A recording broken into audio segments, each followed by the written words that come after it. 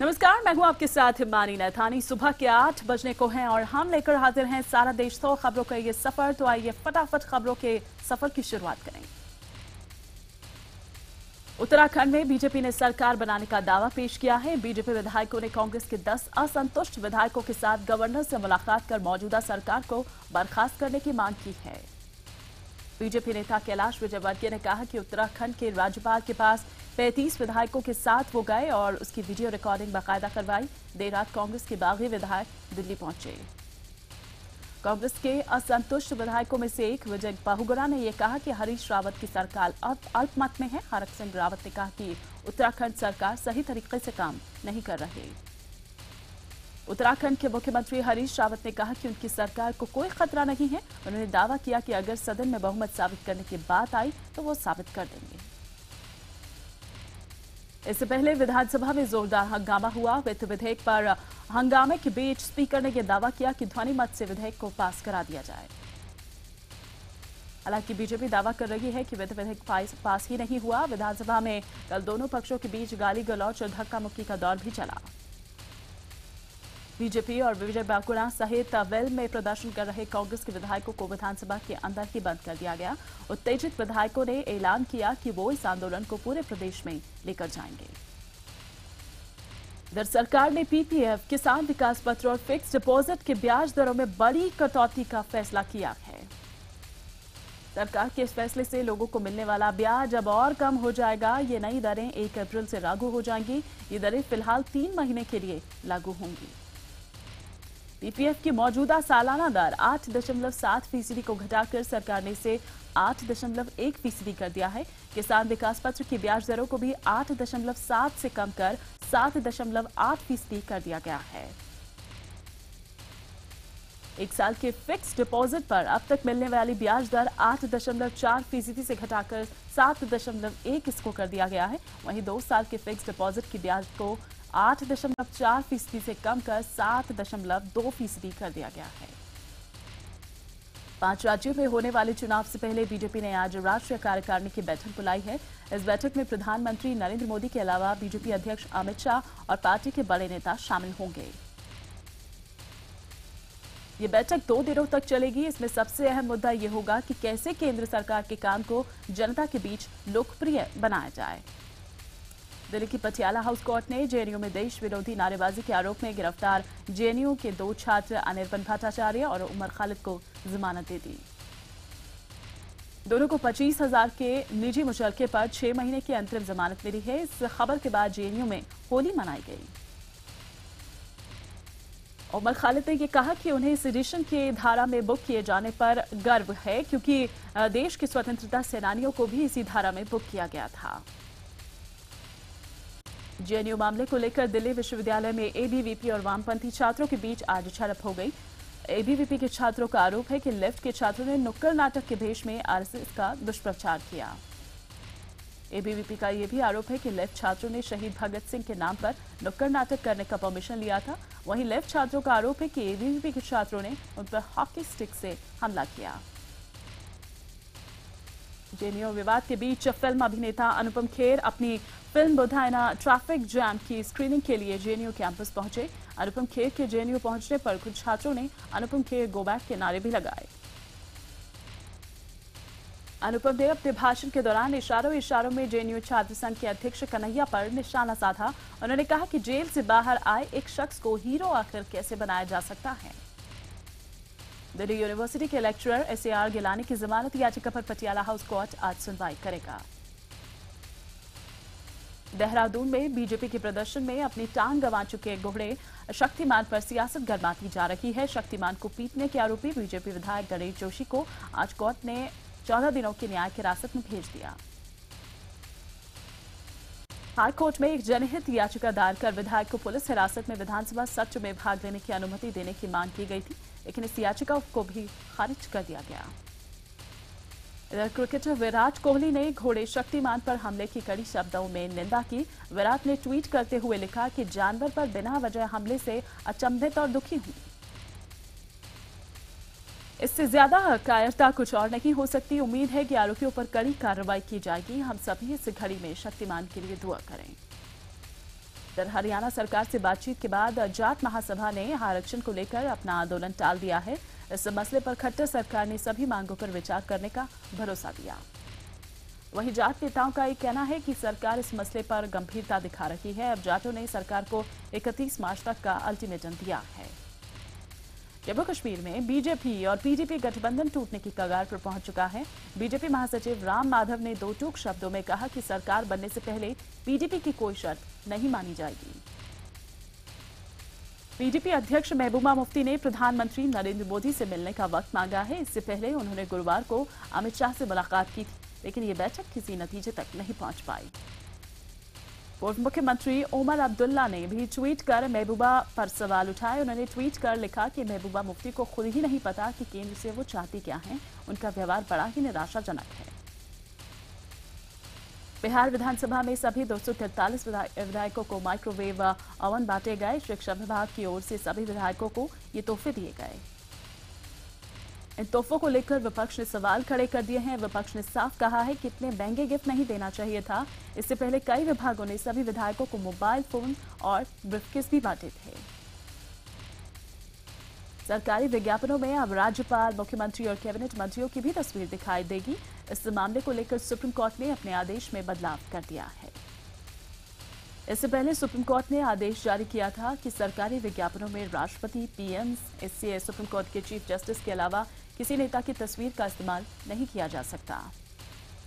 वित्त मंत्री अरुण जेटली ने संशोधनों के बिना आधार बिल पास करने को सही ठहराया है। उन्होंने एक लेख में लिखा कि अगर ये संशोधन माने जाते तो राइट ऑफ प्राइवेसी में दखल ज्यादा होता। उन्होंने ये भी लिखा कि राष्ट्रीय सुरक्षा के लिए ओवरसाइट कमेटी बनाने का प्रस्ताव जैसे संशोधन आधार बिल को ही असंवैधानिक बना देते। इसके साथ ही ये प्रस्ताव लोकसभा को भी मंजूर नहीं थे। शहीदों के बच्चों को छात्रवृत्ति देने के प्रोग्राम में पहुंचे गृह मंत्री राजनाथ सिंह भावुक हो गए। उन्होंने कार्यक्रम में देश के कॉर्पोरेट जगत से आगे आकर शहीद परिवारों को गोद लेने की अपील भी की। आरएसएस के दत्तात्रेय होसबोले ने समलैंगिकों पर दिए बयान पर सफाई दी है। उन्होंने कहा कि समलैंगिकता अपराध नहीं, मानसिक बीमारी है, इसका इलाज किया जाना चाहिए। इससे पहले होसबोले ने एक कार्यक्रम में यह कहा था कि समलैंगिक संबंध अपराध नहीं होना चाहिए, जिसके बाद ये अटकलें लगाई जा रही थी कि सरकार सुप्रीम कोर्ट में समलैंगिकता पर अपना रुख बदल सकती है। 2009 में दिल्ली हाईकोर्ट ने समलैंगिक संबंधों को अपराध की श्रेणी से बाहर कर दिया था, लेकिन सुप्रीम कोर्ट ने साल 2013 में इसे दोबारा अपराध की श्रेणी में डाल दिया। योग गुरु बाबा रामदेव ने संघ सरकार व दत्तात्रेय होसबोले के बयान पर तीखी प्रतिक्रिया दी है। उन्होंने कहा कि आरएसएस को गे जैसे संवेदनशील मसले पर संभलकर बयान देना चाहिए। बाबा रामदेव के मुताबिक समलैंगिकता एक अनैतिक और असभ्य आचरण है, एक गलत आदत है, उसे प्रोटेक्ट नहीं करना चाहिए। शत्रुघ्न सिन्हा ने पटना में अपनी किताब खामोश का विमोचन किया। इस किताब के विमोचन के मौके पर बिहार के मुख्यमंत्री नीतीश कुमार और लालू प्रसाद यादव दोनों ही मौजूद थे। शत्रुघ्न सिन्हा ने कहा कि मेरी किताब के सूत्रधार बिहार के मुख्यमंत्री नीतीश कुमार हैं। कार्यक्रम में बीजेपी का कोई नेता मौजूद नहीं था। कार्यक्रम के दौरान शेखर सुमन ने नेताओं की खूब मिमिक्री की। इलाहाबाद में एक समाजवादी पार्टी के नेता पर टोल प्लाजा के कर्मचारियों की पिटाई करने का आरोप लगा है। समाजवादी पार्टी के नेता पप्पू गंजिया की गुंडागर्दी की तस्वीरें टोल पर लगे सीसीटीवी कैमरा में कैद हो गई। दरअसल टोल पर पैसे मांगने से नेताजी नाराज हो गए और अपने समर्थकों के साथ मिलकर टोल कर्मचारियों की पिटाई कर दी। आंध्र प्रदेश विधानसभा के बाहर उस वक्त जबरदस्त ड्रामा देखने को मिला जब वाईएसआर कांग्रेस के विधायक रोजा ने विधानसभा में घुसने की कोशिश की। दरअसल रोजा को निलंबित कर दिया गया है। आगरा में वीएचपी नेता अरुण महर की हत्या के विरोध में बीजेपी, वीएचपी समेत कई संगठन सड़कों पर उतरे और विरोध प्रदर्शन किया। जेडीयू विवाद के बीच राजस्थान के शिक्षा मंत्री ने ऐलान किया है कि राजस्थान में कोई कन्हैया पैदा ना हो, इसलिए सिलेबस में बदलाव किए जाएंगे। आज भारत और पाकिस्तान की टीमें T20 वर्ल्ड कप में आमने सामने होंगी। T20 वर्ल्ड कप में भारत अपना पहला मैच गंवा चुका है और इधर पाकिस्तान की टीम ने जीत से शुरुआत की है। कोलकाता के ऐतिहासिक ईडन गार्डन में भारत और पाकिस्तान के बीच मुकाबला शाम 7:30 बजे शुरू होगा। टीम इंडिया के लिए ये मुकाबला करो या मरो की स्थिति जैसा है। भारत और पाकिस्तान के मैच से पहले आर अश्विन ने यह दावा किया है कि T20 वर्ल्ड कप में मिली पहली हार से टीम इंडिया पूरी तरह से उबर चुकी है। T20 विश्व कप में टीम इंडिया पाकिस्तान से कभी नहीं हारी। पाकिस्तान के खिलाफ विश्व कप में 100% रिकॉर्ड रखने वाली टीम इंडिया इस बार भी उस सिलसिले को बरकरार रखना चाहेगी। विश्व कप के आंकड़े भारत को फेवरेट बताते हैं, लेकिन कोलकाता के आंकड़े पाकिस्तान के साथ खड़े नजर आते हैं। नागपुर की ही तरह कोलकाता में भी पिच का रोल काफी अहम साबित हो सकता है। ईडन गार्डन में भारत और पाकिस्तान के बीच मुकाबले से पहले बॉलीवुड के महानायक अमिताभ बच्चन आज राष्ट्रगान गाएंगे। अमिताभ बच्चन ने ट्वीट कर इस बाबत जानकारी दी। आज के मुकाबले में भारत की जीत के लिए देश भर में दुआओं का दौर भी जारी है। जबलपुर में काजरीवाले बाबा की दरगाह में चादर चढ़ाकर टीम इंडिया के लिए लोगों ने जीत के लिए दुआएं मांगी। T20 वर्ल्ड कप में भारत पाक के बीच होने वाले मुकाबले के लिए 2500 करोड़ का सट्टा लगा है। सूत्रों के मुताबिक सट्टेबाजों की पहली पसंद भारत है। सट्टा बाजार के सूत्रों की माने तो खिलाड़ियों में सट्टेबाजों की पहली पसंद विराट कोहली और शाहिद अफरीदी हैं। सट्टेबाजों ने टॉस से लेकर हर चौके छक्के पर सट्टा लगाया हुआ है। सट्टा बाजार के सबसे बड़े खिलाड़ी दाऊद इब्राहिम की कंपनी ने भारत की जीत पर 40 पैसे का भाव लगाया है। वहीं पाकिस्तान की जीत पर ₹1.80 का भाव। भारत के 4 खिलाड़ी डी कंपनी की नजरों पर चढ़े हुए हैं। रोहित शर्मा, विराट कोहली, शिखर धवन और सुरेश रैना पर दांव लगाया गया है। आज दिल्ली में महिला T20 वर्ल्ड कप में भारत और पाकिस्तान की टीम भी आमने सामने होंगी। दोनों ही टीमों के बीच मुकाबला दोपहर 3 बजे से खेला जाएगा। न्यूजीलैंड और ऑस्ट्रेलिया के बीच खेले गए रोमांचक मुकाबले में कीवी टीम ने कंगारुओं को पटखनी दे दी। न्यूजीलैंड से मिले 143 रनों के लक्ष्य का पीछा करते हुए ऑस्ट्रेलियाई टीम सिर्फ 134 रन ही बना पाई। इंग्लैंड ने साउथ अफ्रीका को 2 विकेट से हरा दिया। पहले बल्लेबाजी करते हुए साउथ अफ्रीका ने 229 रन का स्कोर बनाया। इंग्लैंड ने 2 बॉल रहते 230 रन बनाकर 3 विकेट से जीत दर्ज की। उधर राजस्थान के पोखरण में वायुसेना ने 4 घंटे तक ऑपरेशन आयरन फिस्ट के साथ जमीन और आसमान को थर्रा दिया। इस दौरान राष्ट्रपति प्रणब मुखर्जी और प्रधानमंत्री नरेंद्र मोदी भी मौजूद रहे। 3 साल बाद पहली बार इतने बड़े पैमाने पर वायुसेना ने इस तरह अपने क्षमता का प्रदर्शन किया। वायुसेना के सबसे बड़े सैन्य अभ्यास ऑपरेशन आयरन फिस्ट में 180 से ज्यादा लड़ाकू मालवाहक विमान और हेलीकॉप्टर शामिल हुए। ऑपरेशन आयरन फिस्ट में मेक इन इंडिया पर खासा जोर दिया गया। पहली बार इस तरह के युद्धाभ्यास में लड़ाकू विमान तेजस ने हिस्सा लिया। भारतीय वायुसेना ने इस ऑपरेशन में दिन और रात दोनों ही वक्त आक्रामक हमले का कौशल दिखाया। इस दौरान सभी की नजर भारत में ही विकसित की गई ब्रह्मोस मिसाइल पर रही। चीन और पाकिस्तान को छोड़कर कई और देशों के प्रतिनिधि हमारी वायुसेना के इस शक्ति प्रदर्शन को देखने के लिए यहां मौजूद रहे।